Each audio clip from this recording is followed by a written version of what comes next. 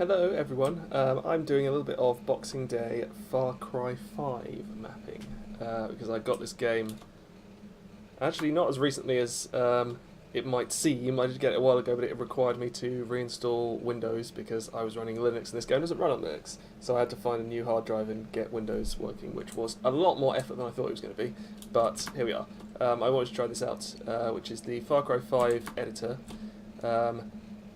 Different to what I'm used to in terms of Hammer, because this all works through one single viewport, and it's very much more live than Hammer is because you can just go Control E. Oh, in theory you can jump straight in, but something is failing to validate at the moment, so I'll sort that out in a second. Basically, I just wanted to run through this. Just in case it's helpful to anyone else to know a little bit about how it works or how I've found it works so far. And also there are a couple of things which I don't understand about this, and documentation is severely lacking. And I haven't found yet anywhere with very good resource on how to use it, so it's been kind of an experimentation for me so far. So anyway, we'll start. This is a map that I've started to put together, which is a bounty hunt mode, which basically means that you've got targets like that, and there's someone else I put underground over there, who you have to eliminate, and once you've eliminated the targets, you can go to the exit, which I've put as over here, so that you actually get to use that obviously, but it's meant to imitate that you're going to climb into this helicopter and fly away. So that's the setup. I've done a little bit on this map so far. I'm just going to sort out these validation errors. Oh my god. Okay. Yes, I have an underground. I have an underground bunker, and funnily enough, everything in the underground bunker is under the terrain. And this editor seems to want to tell me that a lot. There's a lot of stuff that isn't. Oh, what the hell happened? Okay, that's why it's called. That's why there's errors going on, because for some reason this room has flown right up into the air, and I don't remember doing that. It did. Bear in mind, this is me coming back to this after it just locked my computer up, which it occasionally does. So if there's a massive discontinuity in this video, that's probably what's happened. I've had to start again. Right, let's just align this. Oh, another thing, if you're used to Hammer, that this editor is very different with is snapping and alignment, things like that. It's a lot of... God. Why? Is this laid out how I want it to be laid out? Is it that went up, or is it this that went down? Maybe it is... I don't know. I'm really confused. This was all fine earlier. It is definitely not fine now. This bit's fine. So okay, so that's at the right level with respect to the ground. And these have all... Yeah, this has all gone up, moved up. I don't know why. Why did this happen? Right, bear with me a little bit. I'll just fix this. Anyway, this might be an opportunity for me to demonstrate to you part of the functionality, I guess, of this editor, which is freezing things. Because if you hover over them, you can select them, and in order to not accidentally select them, you freeze them. I don't know whether I like that or not, because it's a bit annoying. You have to go around and freeze each thing individually, and then when you want to unfreeze them, you have to unfreeze everything, which means if there's something that you have frozen, you want to stay frozen, but there's something else that you've frozen that you don't want to stay frozen, you have to unfreeze everything and then go around and freeze it all again, which isn't very fun. Right, yes, that bit was, as of yet, unfinished. I have a feeling I toggled something like snap to ground earlier on, and it's just broken everything. So what we'll do is, first of all, make sure all of these bunker pieces are aligned where they should be aligned.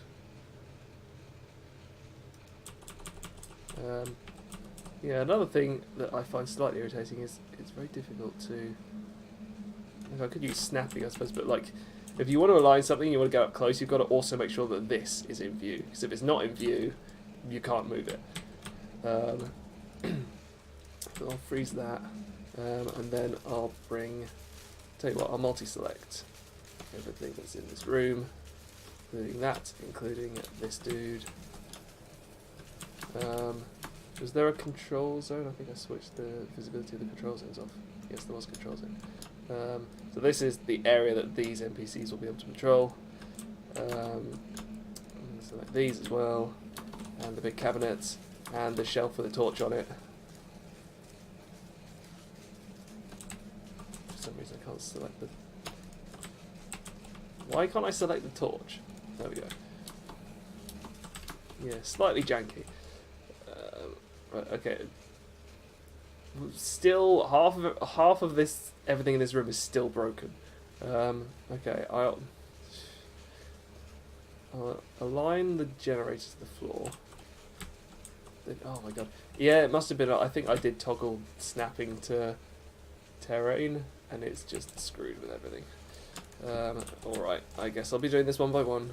Put that into the floor. Move that down to the floor. Is that? Oh, it's just further back. Right. What a wonderful and shining introduction to this editor. Shit's broken. Is that? That's... right, okay. I mean, the good thing is when you actually place stuff first time, it snaps to the ground. So you don't have to worry about all this. Just because I'm going to replace this. Right. Okay, something cool you can do is you can toggle between world alignment for the gizmo or local alignment, which means you can move the object relative to the direction it's facing, which Hammer really doesn't let you do. So I'm quite pleased about that. This guy there, and some lovely explosive barrels behind him that could help. This needs to be on the floor. Which almost is. There we go. I hope this hasn't broken anything else that I put on top of the ground. I don't want to just have to go around fixing everything. Oh, hang on, before I put that down, I'll put the table down. It was supposed to be highlighting the table.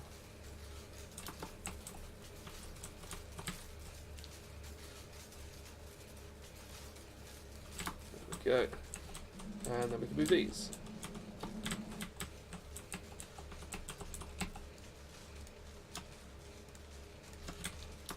Cool. So also, if you didn't know, basic movement, WASD is to move the mouse. Holding shift while you move makes you move faster, and also using the scroll wheel will scroll you towards where you're pointing, which is helpful. And I tend to, when I'm using Hammer, when I'm flying around, also use the scroll wheel to go a bit faster. You really definitely need to use the scroll wheel in this, because even like shift movement isn't that fast. I think you can toggle it down here, but it's a pain in the arse to just keep changing that. So I scroll and move at the same time, and that seems to work. So how's this bunker looking now? That's all aligned. Oh, the people aren't aligned, and the control volume is not aligned. Put them on the floor. Let's put them on the floor. And let's put this on the floor. Right. Cool. Is that it? Can you not fuck things up for me now again? Please and thank you. Oh. Still this bit. There we go. And helpfully all the lights stayed exactly where they were, and also that stayed exactly where it was. So that's fine. Right. We're going to freeze that so that I don't accidentally select it. Okay, cool. We have, oh. Mysterious levitating dog. And his bed. Need to be put onto the floor. Oh my god, this is so boring. I don't want to have to do this. Was this why it suddenly had to regenerate my entire nav mesh and crashed my computer. I wouldn't be surprised. Okay. Dog, I'm going to have to void you of your magic powers and sit you on the floor. Right. So, one cool thing about this game is you can put animals in via the NPC menu, which is here.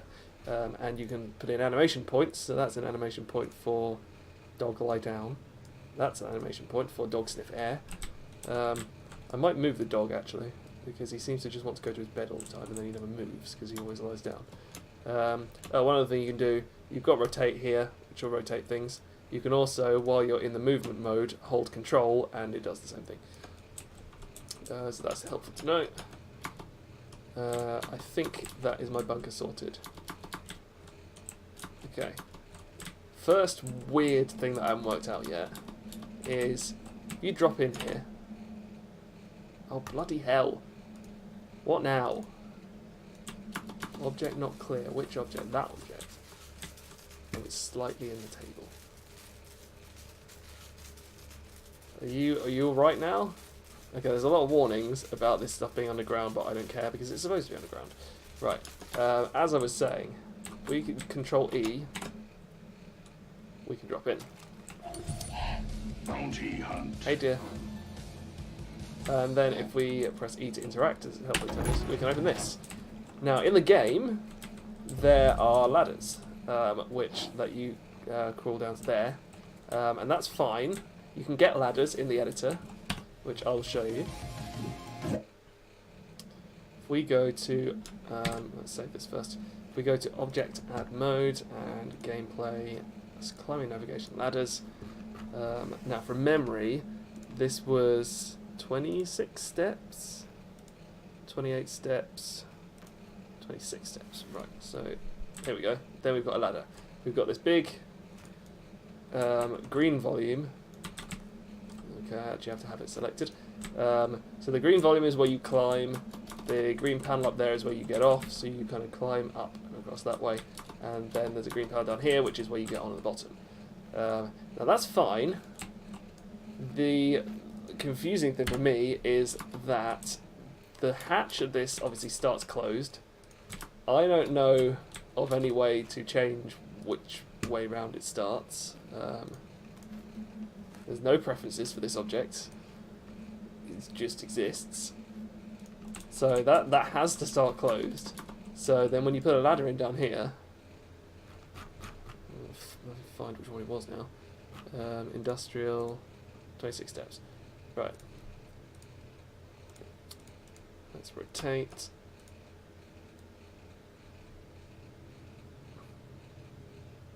Right. So as you can see, I'll probably need to align it a little bit better than that.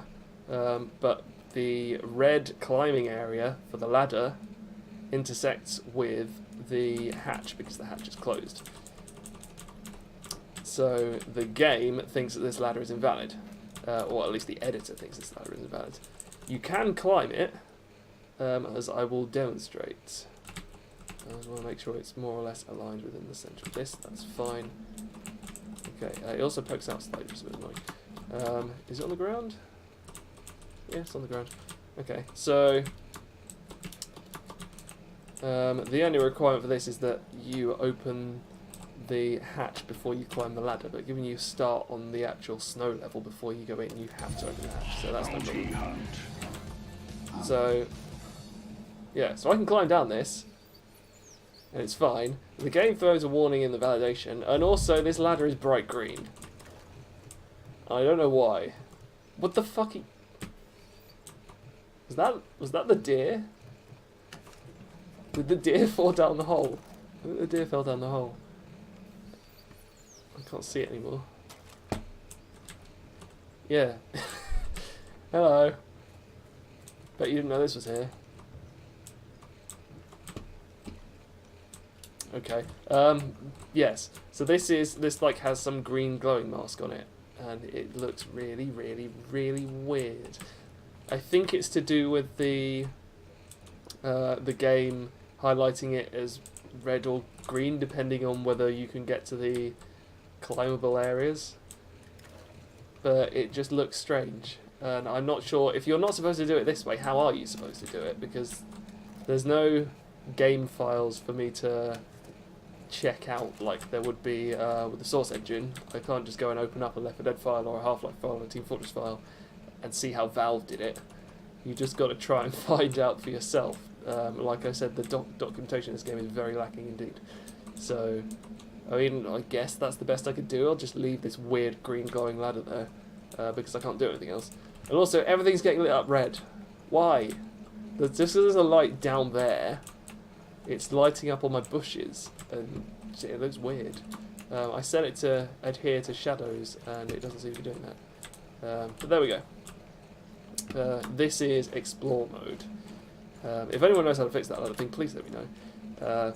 So, the purpose of Explore mode obviously is to explore, and it means that the NPCs ignore you. You have you don't take any fall damage. You have like a parachute thing if you want it. That didn't work. So you can basically just run around the level, make sure that everything is fine, and then you can actually play through the level from the start by using Control P. And back to the editor. So these are also accessible from here. Control P and Control E. So that's how you run around and test it out. Then I'll take you through so far what I've got. So the player spawn is here. So something else I like about this, as compared to Hammer, is that you can see like live what the lighting's going to look like, what the shadows look like. As in terms of immersion, it's quite a lot different and quite a lot nicer, because you can see it's like essentially what you see is what you get. You can see immediately what it's going to look like, and you can tweak things, light parameters, live, all that kind of stuff, which is nice. The one thing I wish it did have is to be able to, in the way you can run around in Explore mode, I wish it had like a mode for that where it's sort of a hybrid, you running around but also you placing objects, because that will make it a lot easier to set up places like houses and bunkers and stuff where you have to align things if you are actually at the height of the player, so you get a sense of what the scale is and where things need to belong so that they look good from that perspective. But this is it works, it's good enough to be able to fly around like this. So we have the spawn here.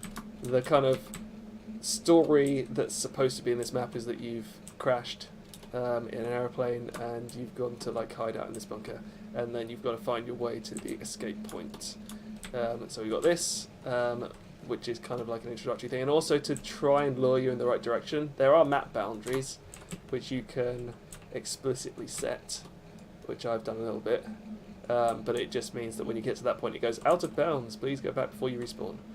And you want to make sure that they're far enough away that you can't actually, like, it takes about like 5-6 seconds or something before it respawns you, and you don't want the player to be able to run to look off the edge of the map before they get respawned. So there needs to be a little bit of a buffer. I've also employed very tall cliffs here, which are not, you can't, they're too steep to walk up basically, so you can't get all the way up there. This theme, by the way, is one of the sample themes that it comes with. I think it's the winter theme or snowy theme or something like that. And it basically gives you a set of textures and vegetation and stuff and randomly generates a landscape for you. And obviously I've modified the landscape a little bit for the stuff that I put in. So, this is supposed to guide you in this direction, I hope. So that you go out here, you'd see a path and hopefully follow the path, then you see this and you go, oh, that's a storage device, and continue to follow the path, which comes out here. And then we have the first bit. You can set up loadouts for people to use. I have, in this particular instance, disabled all of them apart from empty. And you can set which loadout you use for being in Explore mode, though it doesn't retain that when you reload the map, which is a bit annoying. But yeah, I wanted to have it so that you start off with nothing and you have to actually find weapons. So I've just got empty enabled, and then we've got this wood here where I've added some animals like, I think it's elk? Are you an elk? Why can't I select you? Yes, he's an elk. He's a caribou. They're just like wandering around a bit. This is where you get your pistol and melee weapon, and I put a sort of an objective marker here so that when you get to that point, the objective marker disappears. So that's the kind of. Oh, is this flying? No, it's alright. So that's the intro kind of bit, and then you are supposed to head up here and have your first sort of encounter with enemies, and then you go here and then you have to find the first person that you need to eliminate. Now, there's a sneaky little bit over here where if you fancy it, by this point you only have a pistol and a shovel. If you want to get some body armour and an AK-47, you can explore the wreckage of the tail end of the plane, but you may have to fight wolfy wolves who are patrolling this area. So I thought add a little bit of sort of risk reward there. And there's a dead dude. I think there's a dead dude there. So that's just a little kind of reward for exploring and for taking on a little bit of danger. So then I've got obviously for these like huge cubes are is that the one? Yes. These are territory for animals. You get equivalent for human NPCs. It's just a box or a sphere. No, not a sphere, a cylinder. Box or a cylinder where the animals you've assigned to it, or the NPCs you've assigned to it, I should say, are allowed to roam around within there. Otherwise, if you don't set them up with that, I've found they just wander off. Like, they'll just wander out into the map wherever the hell they want to go, which is annoying. So I've had to set up all these things. So basically, you just drag. If you go to the NPC menu, you've got control zones. Animals get territory. NPCs get various different types of zone. I don't know what the outer difference is. I basically use defend because the player's the one moving around, and he's got to do exploring. So we've got, so you set up one of these, and then you have the wolves, or whatever animal or NPC you want, and some of them, not all of them do, but most of them have control zones, and it helpfully automatically numbers them in a very opaque way. So the easiest way to tell which zone you're assigning something to is you select it here, and then there's a little line that appears between the NPC and the zone, and you just need to make sure it's pointing to the right one. That's the easiest way I've found to do it. It's not too bad, it could be better, but yeah, this editor is slightly limited in that respect. It doesn't let you name anything, it doesn't give you very much customizability, but it's something. It's better than most companies give you, so anyway. Here I've got a couple of spotlights on top of telegraph poles to attempt to guide the player in that direction, and think, oh, there's a path and it's lit, that probably means I should go up here. And then we have the first encounter. So this is an attack dog from the game, and he's assigned to, I think this is the zone, yeah. So he gets all of this. This basically is a zone as large as I can make it across. So he can chase you all the way up here. And then there are humans who are in this house, and they're assigned to this house. We've got a pistol guy, and we've got a shotgun woman. And there's another reward for exploring. If you walk under here in game, it'll give you an icon saying you can climb up here. If you do climb up here, you get the opportunity to find another weapon, which is a sawn-off shotgun, and you get a stick of dynamite. And there's a little rat in here. Not that really makes any difference at all. But there we go. So that was the first house, and then you proceed on. And these targets I've set to be visible, I think. In here, yeah, targets visible from start. So you've got various modifiers you can use. One-shot kills on enemies versus players. I don't know what reckless driving is. Maybe it means you can do stuff and you don't get hurt in the car or something. You can modify the jump height, gravity, etc. Highlight NPC, highlight everyone. Okay, it doesn't give you a live preview of that. Hunter's instinct, I'm assuming, means that animals get highlighted. It'll be nice if I could actually see the tooltip. It's sort of, it wants to give me one and then takes it away again. There's additional conditions for failing the game, like you're only allowed to kill the targets, not anyone else. That would be hard in this instance. There's a timer, or you can say game over if someone detects me. I personally have switched disable health and regeneration on in this because I think it makes a nicer challenge. I've grown up with games which don't have health generation, i.e. Half-Life, TF2, etc. So I think it's cooler when you don't have the opportunity of just retreating to a corner and then waiting 10 seconds, you're back on full health. So you've got to manage your medkits if you have that. Then you've got options for no fall damage, no fire damage, etc., no explosive damage.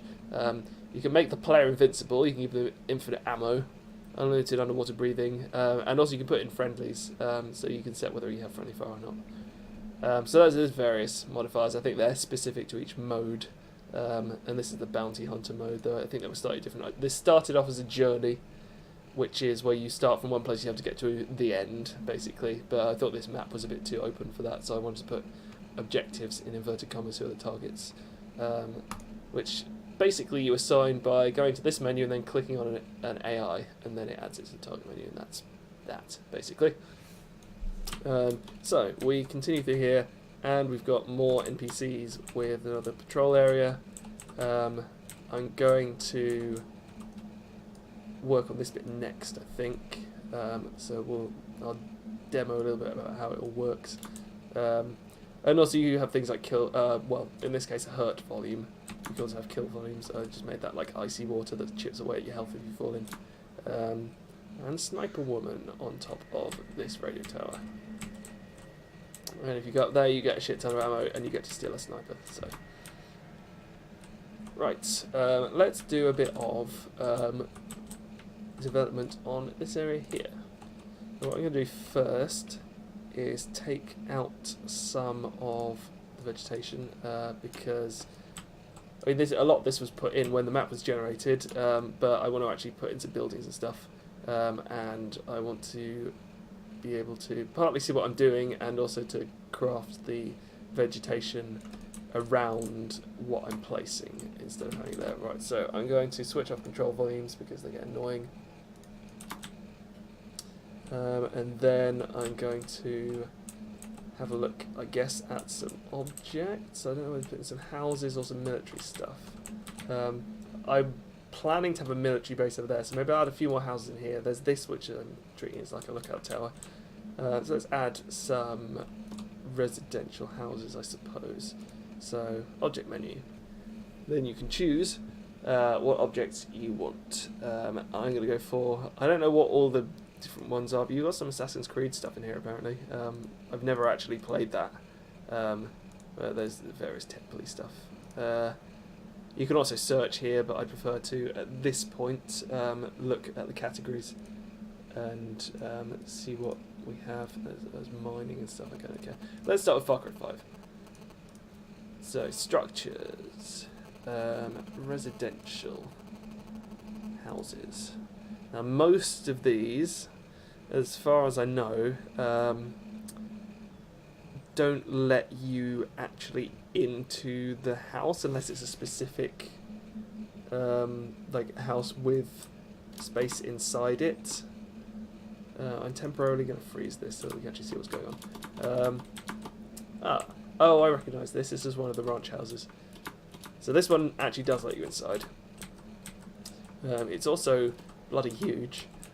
But I think... Okay, I think I'm going to have this... I'm going to move it around a bit. Yeah, see, unfreeze all, and then everything else that I'd previously frozen is no longer frozen. Right, I think... If I just click and drag this... Yeah, there we go. It attaches itself to the terrain. Obviously, we'll need to modify the terrain a little bit, because when it's as bumpy as this...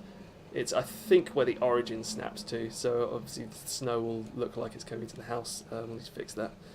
So what I'm going to do is hold control, rotate this, and then sort of align it, maybe like that. And then it will give us a good opportunity to demo some of the terrain manipulation tools. Now, when I'm putting down a house like this, I find the easiest way to do it is to kind of place it roughly where you want on the sort of, I'm going to call the XY plane, I don't know whether it is XY in this game, but the flat plane. And then you go for the Flatten Tool. So this basically means wherever you start to click, then you can drag it and then it will raise the terrain up to that height. So actually probably what we want is to go about here. Maybe slightly higher than that. Yeah, maybe about there. So basically what you want to do is just kind of use the Flatten Tool to carve out sort of an area of flat ground around this house. What I'm going to do temporarily is untick that, because that basically means if you move the terrain underneath where this is snapped, then the house will drop down. But I don't want my terrain modifications to move its vertical position because we've already aligned it to where we want it to be. So I'll do that. Basically, you just kind of draw out a flat circle. Don't worry if it looks a bit shit at the sides at the moment. We can sort that out in a second. So we've got that. And then the next most useful tool is Smooth, as far as I'm concerned, which just basically, as you would expect, smooths out the rough edges on the terrain. So if you leave it as it is, you can see it's already harsh here. You can see the triangles poking out. I mean, specifically for snow, you want to at least do a little bit of smoothing because snow doesn't look like that. What I have done is... Ooh, cloud shadows. What I have done in certain cases is where it is very harsh, you can paint this was the assigned texture for very steep surfaces when this map terrain was generated. So it's snow glacier, and then you just basically paint that on and it makes it look a bit less awful. But in this case, I'm going to keep smoothing. I'm going to just soften the edges around here. They probably won't stay like this, we'll actually make it look a bit more natural, but for the moment, just so that it doesn't look like a brink cliff made of snow, we'll flatten it all out. Then I think what I will do is make a sort of a trench that comes around here, so lower the ground a little bit and have adjust the road a bit so that it goes around underneath, and then this will be slightly higher. So one thing I have noticed playing multiplayer maps in the arcade today is that people seem to like to not really pay attention to height variation. I mean, height variation is quite a common theme in map making, where people just will leave things flat because they don't really think very much about vertical space. They just think, I'm going to lay things out horizontally and that'll be fine. If you have things that are very, like areas in this game that are very flat, unless they're specifically meant to be like that, like concrete, it does look boring and it does look slightly unnatural having huge flat expanses of nature, because nature usually isn't very flat. So where we can retain or add height variation, even if it looks a bit odd sometimes, like having this hill here, when you put vegetation stuff on it, it starts to look very natural and a lot better. So I'd like to keep that if I possibly can. I've just realised we've missed a bit. Oop. Yeah. Right, let's have a quick spin around inside, see whether there's anything we missed. Okay, you can't actually go inside that bit, so that's fine. You can only go inside this bit. It looks good to me. And then we have... Oh, look at that. Perfect level. Excellent. Now, so there we go. We've flattened out a nice area for our house. I'm going to detail that in a minute.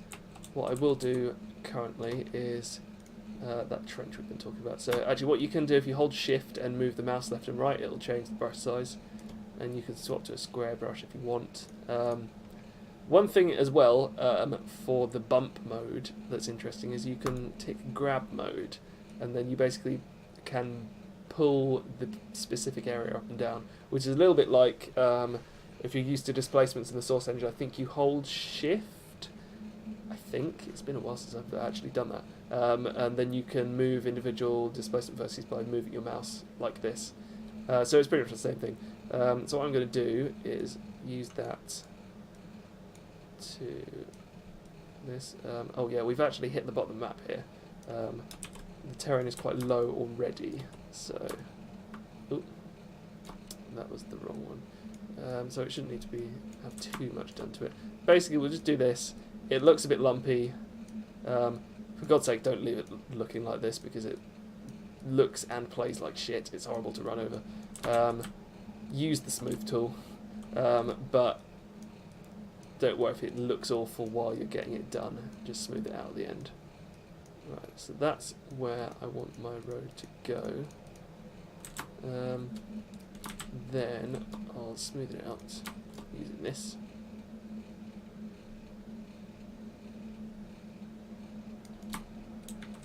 And another helpful tool that this editor gives you is the ramp tool, which is here.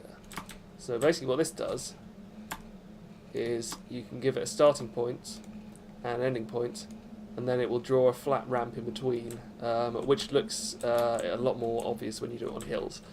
So if we've got like start point there and end point there, then it draws a ramp in between, which is very helpful. And even if you use it in sort of subtle ways like this, it can, there we go, can help make paths look a bit better without you having to do tons of work.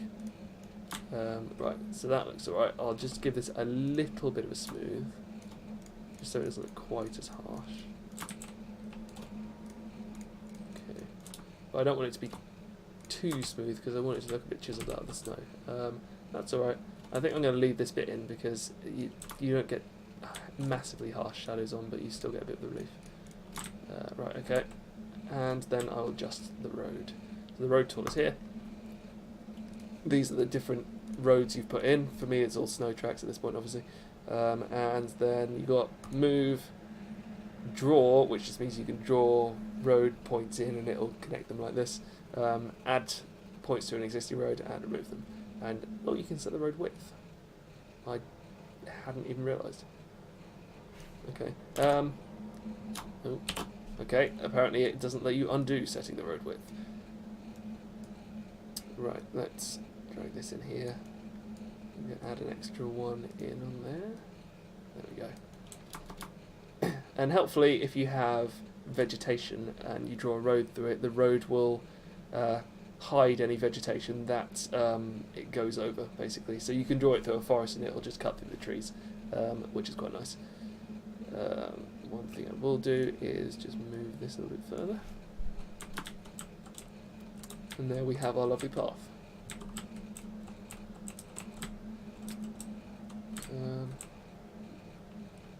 Right, well, I think actually what I'll do is extend the area that I've flattened out here, because we want it to look a bit more natural surrounding the kind of the porch area. And then we'll flatten this out. I'll move the road again in a second. Right. I'll turn this off grab mode. If you ever want to invert anything in one of the controls, you hold the control key while you're using it. So this would normally be pulling up. If I hold control, it pulls down.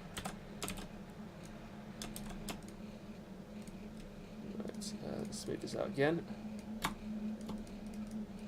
One thing with the smooth tool is you don't want it to be too small necessarily, because then it ends up looking like you've got smoothed sort of circular patches, whereas if you've got it a bit larger, it actually smooths out the entire area properly. Okay, let's move this around here, this around here, and another one in just to get the S curve a little bit better. There we go.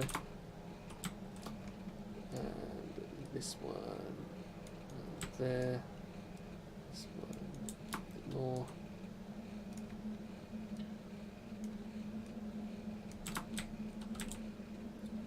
Okay, there we go. Move that a bit. It's more central, there we go. Right, and also what I'll do, I think, is maybe maybe ramp this to there. There we go. I'll smooth out the corners.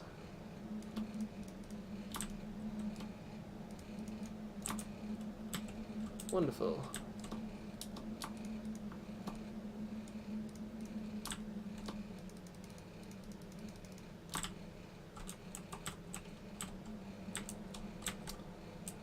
Right.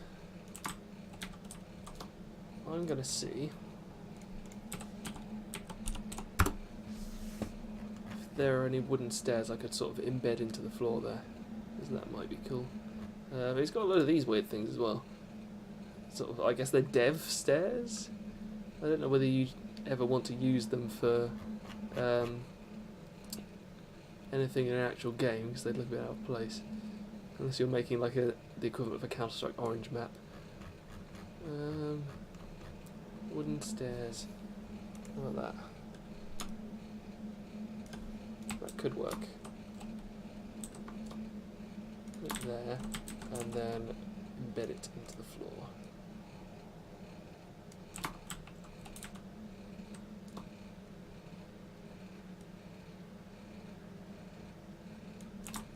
There we go. And then lower it very slightly. This is where grab mode is useful. Go like that. And get it very precise.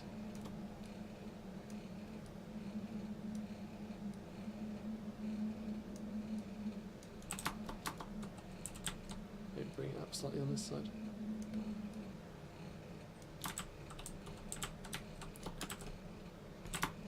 There we go. Cool. So that's fine. While I'm placing down buildings, I think I'll put one there as well. I don't know quite what. I'll make it a small one. I think like a small hut or something like that. Right, Far Cry 5 structures. Residential. Maybe a garage? That might work.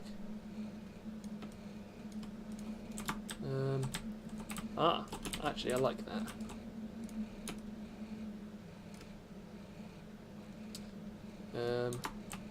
Let's have it here, and then we can lower the floor. Okay. Before I switch to keep objects with terrain back on, I'm just going to have a look. First of all, save the map. I'm actually going to back up the map, just in case this ruins me when I turn this back on. User maps. Okay, if anyone's wondering when the maps are kept, it's your own documents. My game's Far Cry 5 user maps. So it's this one. Stick it on my desktop, and then keep objects with terrain. Okay, everything's still fine. Good.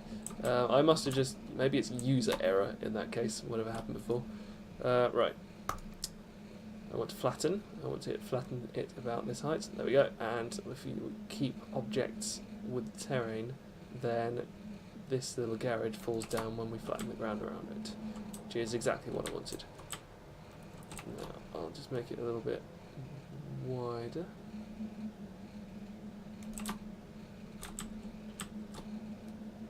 Oops. And I'll go. Let's smooth it out first. That might make it smooth enough without having to use the ramp tool. I think maybe make it a little bit lower than that.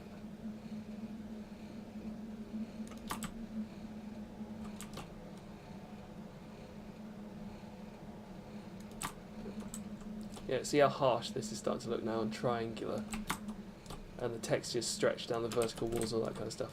You want to avoid that if you possibly can.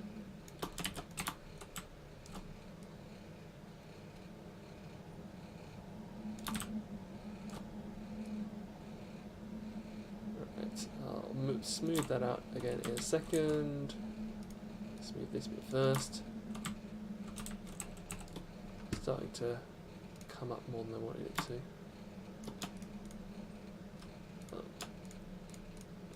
Go.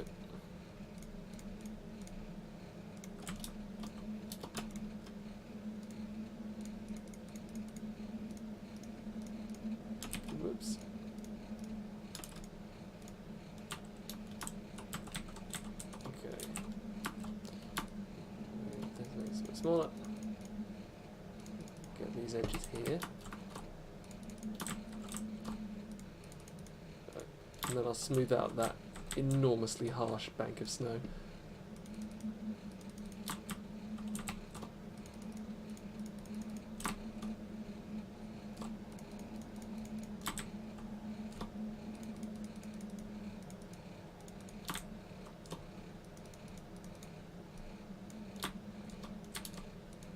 Oh.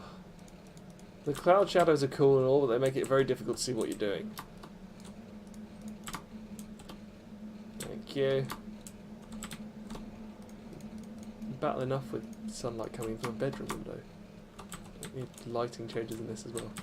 Right, cool. I don't particularly want to, in this particular map, offer vehicles to run around in because I want them to be able to, or to have to explore without being able to get around super quickly. So I would normally put something like a quad bike in there because that'd be quite cool. What I'll do instead is put some kind of vehicle or wrecked car or something that you can't use. But I'm going to texture in some generic asphalt. I'll usually turn the speed up to 100, otherwise it's way too slow.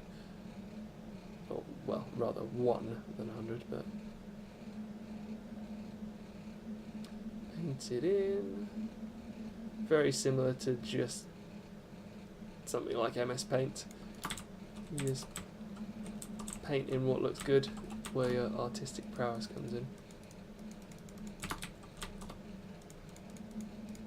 Alright, I'll try and keep the asphalt, or as I would call it, concrete, to this particular flat bit. I don't want it to bleed onto that because we want to imply that it's actually the concrete itself that is flat and the snow is the hill, rather than if you do that it's like, oh, the concrete is part of the hill and it looks weird. Right, and I will go here and search for wreck and then put something hopefully not too large. What's that? Oh, it's a flattened car. Okay. Factory wreckage, school bus.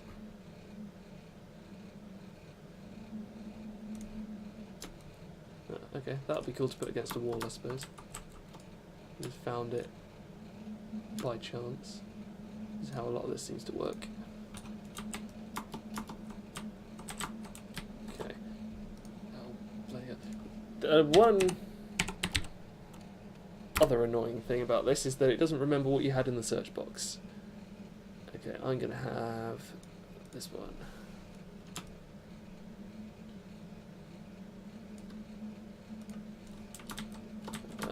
And then, what was I search for tools? Hunting shack tools. Oh, that's cool. Might put one of these over here.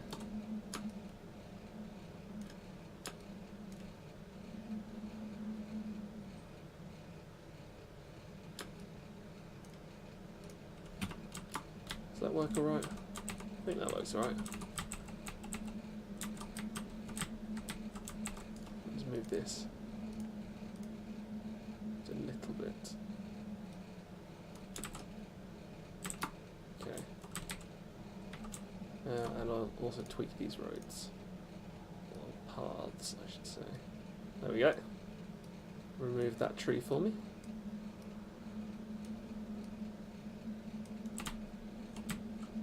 I did sort of want them. Let's put some more in here.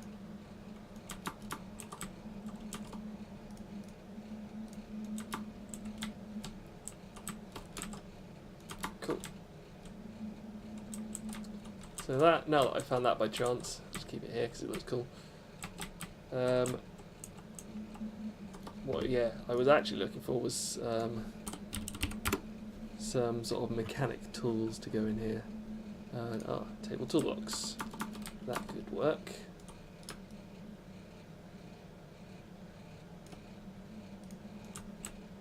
Does it have an option to switch simulated lighting off. Water, bounding boxes, painted vegetation. Audio management volumes, light management volumes, reflection management volumes, damage volumes, sounds grid. No, okay. You've got theme, light, and dark, but that changes the theme of this thing. And dark. If you switch on the dark theme, the buttons don't change, so they look like arse. So I first keep it light.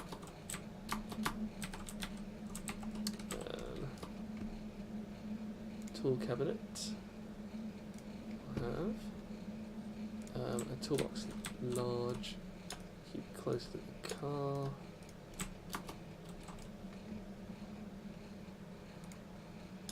Generic. Okay, pressing a lot of buttons at once. I don't even know what that is. It's a rock and some logs.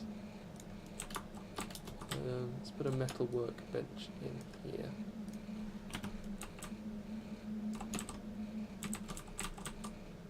And get some ammo and put it on there. Ammo pickup. There we go. Just to reward you at least a little bit for exploring in there. Okay, so that's. I think that'll do for houses, etc. What I will do now is add some of the vegetation back in. So these are the vegetation presets that the map gave us. If you click add, it gives you all these different types of things. I'm at the moment just going to stick with the ones it has because I've been sticking with them so far. This one seems to be the most sort of impenetrable. They look like that, so they block visibility quite a lot. I'm going to stick with them.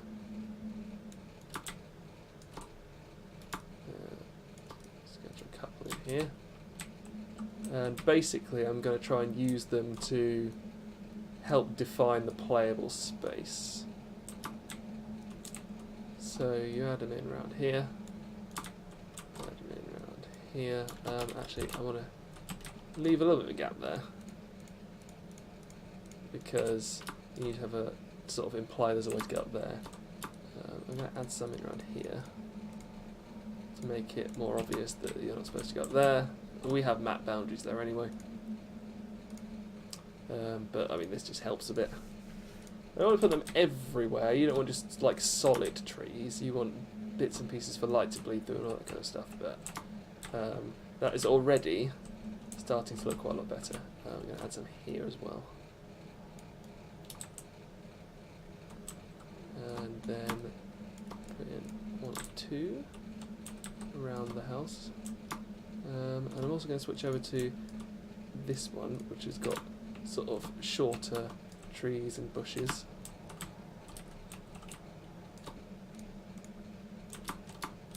Yeah. Now, one thing I might do here actually is add a little bit of variation into the ground.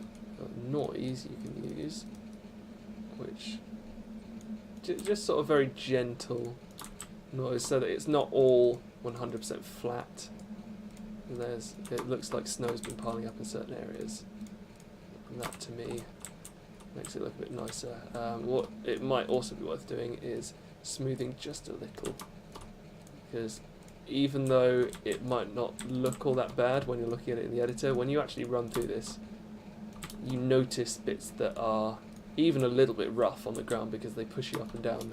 As a player, the scale of the terrain is more dramatic than it looks in the editor. So just kind of, we've got some variation, but it's smoothed out. Like, see, even that. Just take it out a little bit. Right, and then if we control E, there we go. That's looking a bit better. And now we can have a look around the ranch house. I probably want to put a fire in there. I'm hoping get some effects to do that. We need to put windows in, we need to put lights in, we need to put props in, etc, etc. But therein lies the challenge and the creativity. How do you go upstairs? Can you go upstairs? Oh, you probably are going inside and then up the interior staircase. Yeah. And then out to the left. There we go. Okay. So we could have some people patrolling here. Oh, there's a back staircase as well. That's cool. Maybe some snipers. And yeah, I don't know whether. The thing is, it doesn't give you very many AI options or configuration options, I should say. I would quite like to have it so that if there are people in here, they alert that sniper woman up there and she tries to target you. As it happens, I guess we just have to hope that happens. It may or it may not. Oh, look at that. The lighting effects in this game are so nice. I might actually set up the lights in here to kind of accentuate these windows, so like not to interfere too much with the lighting that's coming in there because it looks quite nice.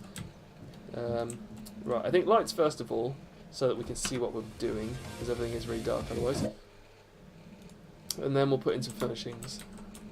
Okay,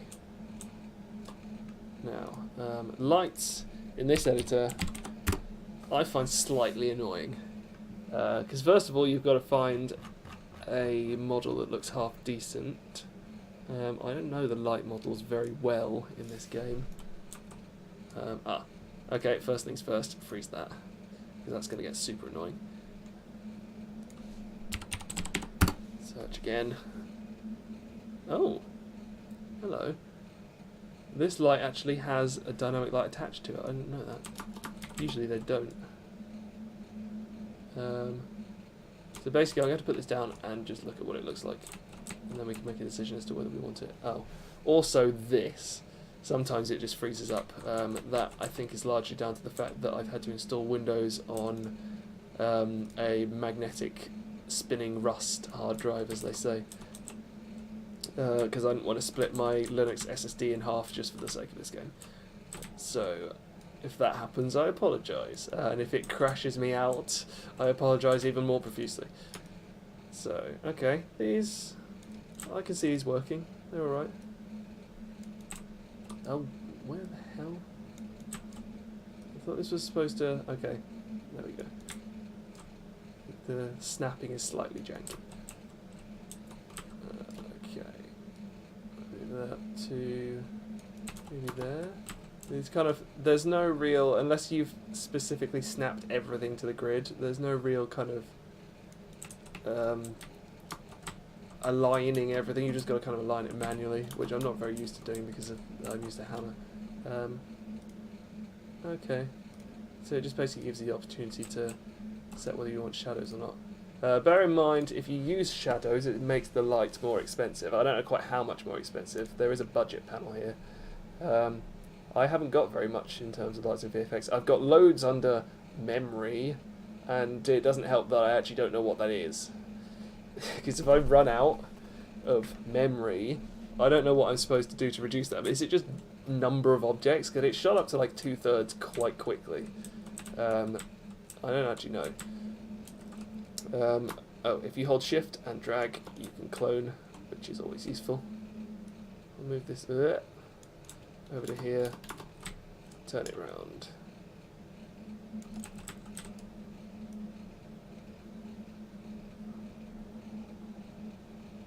There we go. Right, they don't give off very much light, do they? Let's have a look for some more.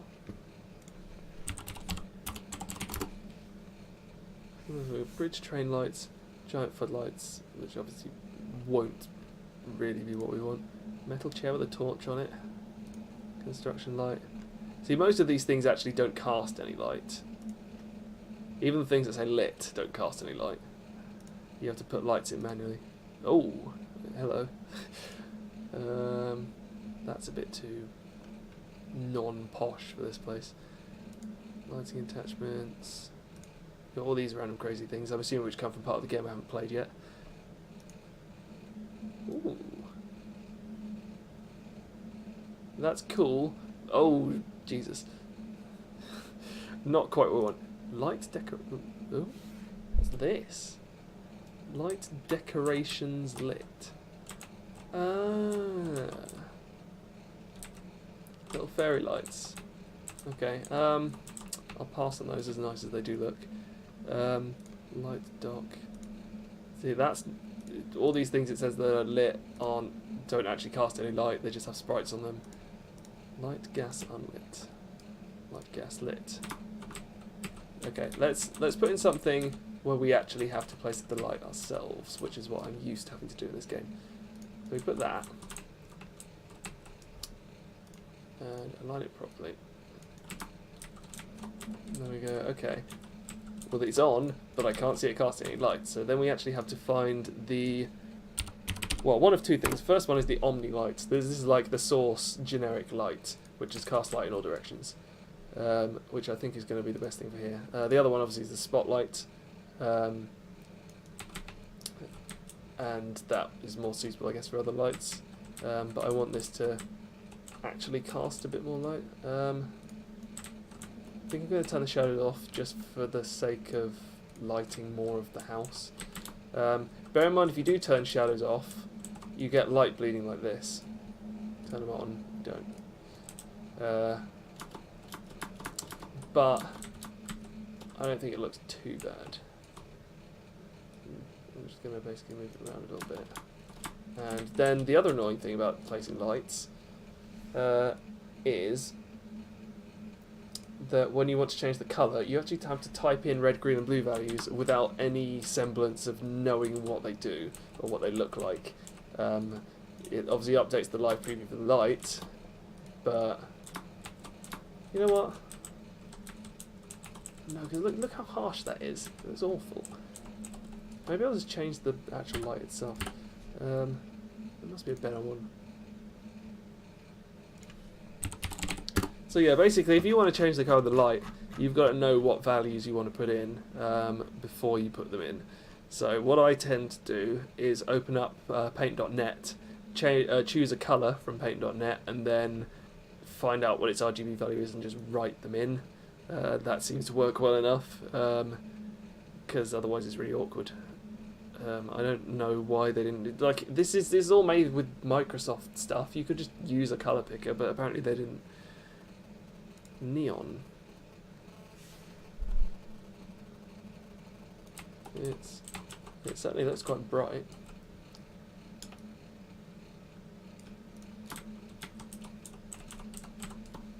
Try one of these. Hopefully it fits the aesthetic. Okay, this is more like a more likely candidate for a spotlight. Spotlight, which always starts facing the wrong bloody way.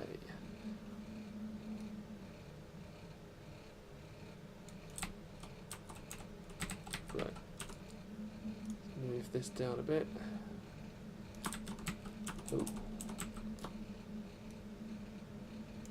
Okay, and make sure it's relatively central. There. Okay. That is our spotlight. We need to tweak it a bit. Angle is what opens it up into shining on more things. I want to have that quite large actually to illuminate a lot of things.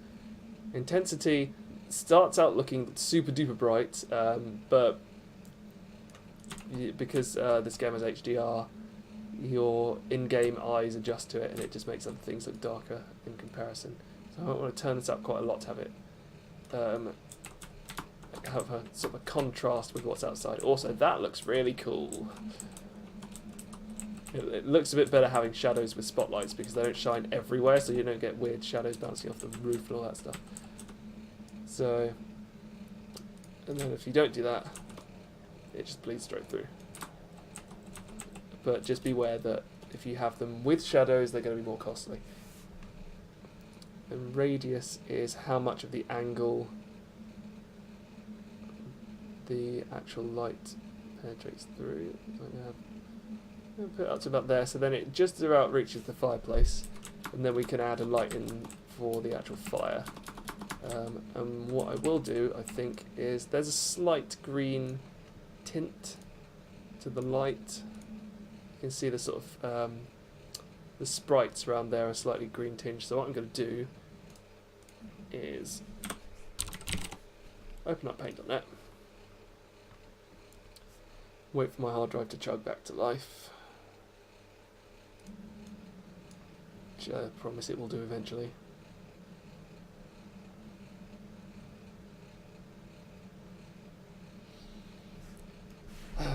Eventually, here we go. It's almost ready. Right. And then basically choose something that looks roughly similar to that.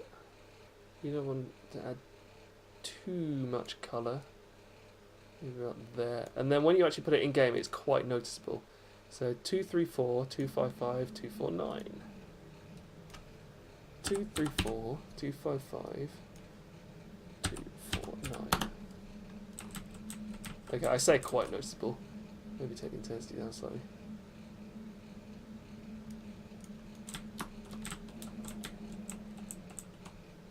Okay, there's a subtle green tinge to that, which I think is what we want. Now I'm going to have a look for some fire effects. We go in here, type fire, see what we got. Fire barrel, fire bridge, fire cat. Ooh. That might be slightly bigger than what we want.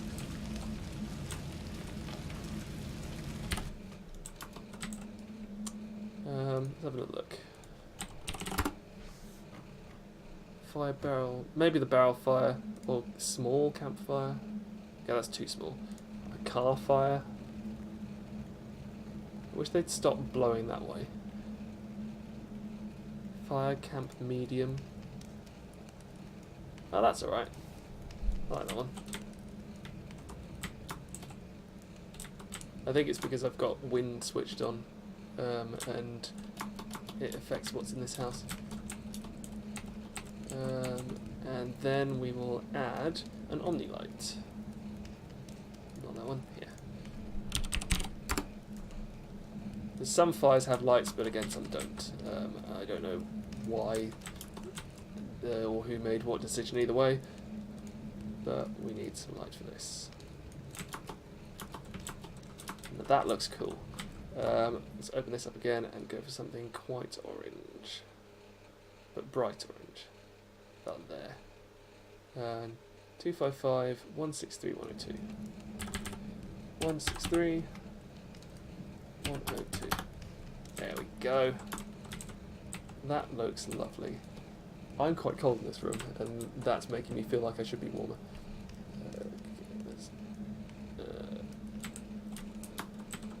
I'm hoping the HDR will kind of kick in at some point and stop this from looking like stupidly bright. Yeah, we're going to need some more lights in this house. If I turn cast shadows off. Okay, it certainly adds more light, but it doesn't look as cool.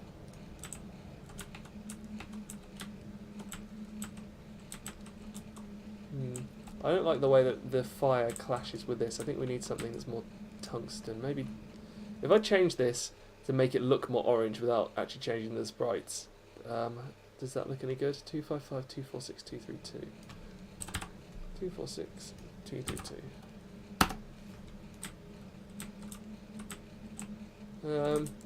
The light looks slightly nicer, but the sprites around that don't.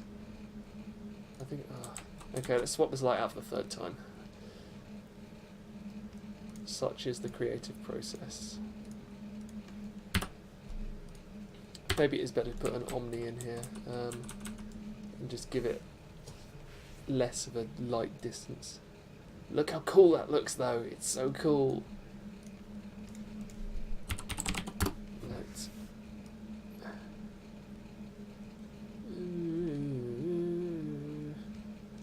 Industrial, we don't want industrial. I'll go for one of these. I've used them in other houses. They seem fairly generic but quite nice. One of them there. click add multiple objects so that it doesn't immediately stop me as soon as I place one. What did I... Where is it? Oh, there.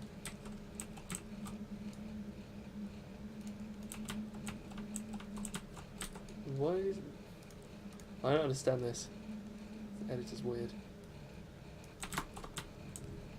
They just fade out really quickly.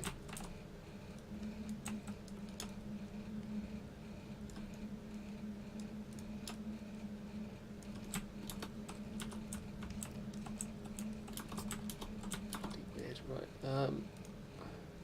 Hoping this is just a glitch in the editor.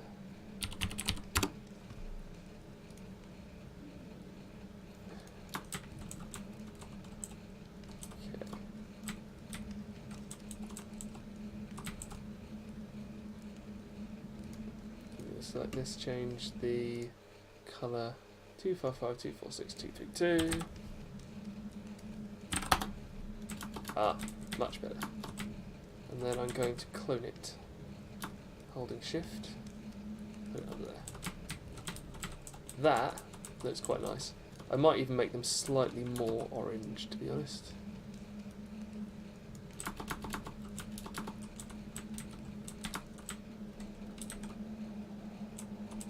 No, I don't know whether it's worth having these actually cast shadows. Turn that off. There's a little bit of light bleed. I might just put another light up there to make it look like it's that. But I don't want too many shadows. This one's casted quite a lot as it is. And we get more nice. Everything is just fading out. What's going on? Does it happen if I explore? Is that explore? Yeah, okay, they're just shit. I don't know why. That's really dumb.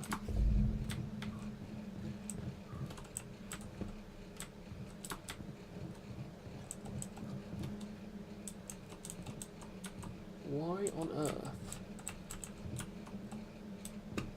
Is it like visibility calculations in this particular house or something? Oh my god. It set the house on fire. That's not... What?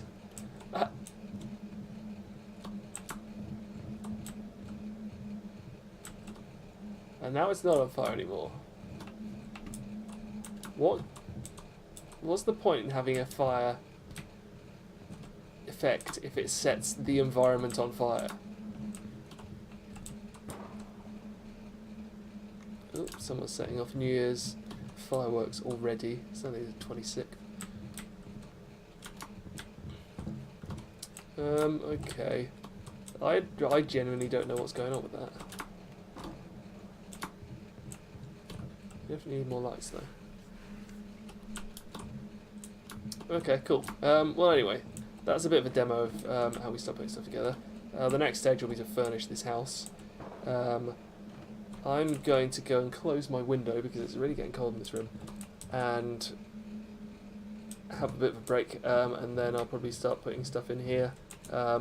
Basically it's just a similar thing. You search through the props and find ones that fit, and I'll put more lights in and stuff, but I don't want this to get too boring. So that's a brief overview, I suppose, I hope, of the functionality in this editor and how it all works. I've been finding it quite fun, to be honest.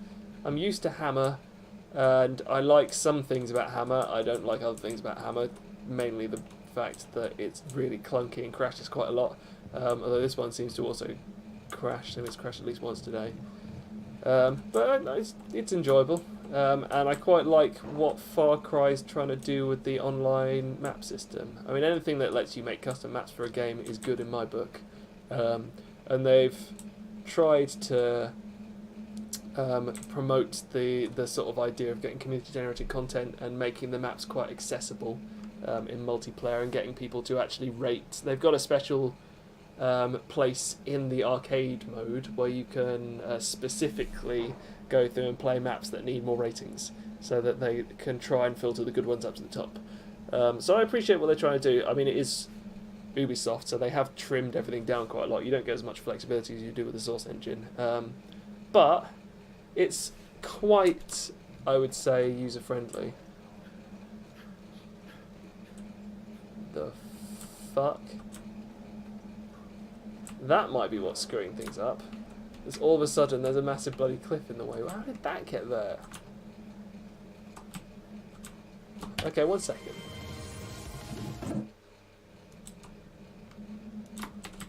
Was this...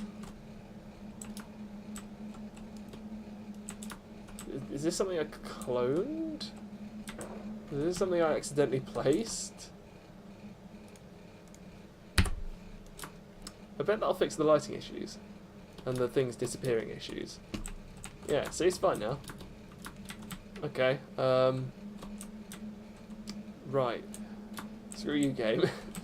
That really confused me. Okay, cool. Yeah, so, anyway. I'm going to... I might make some more videos if...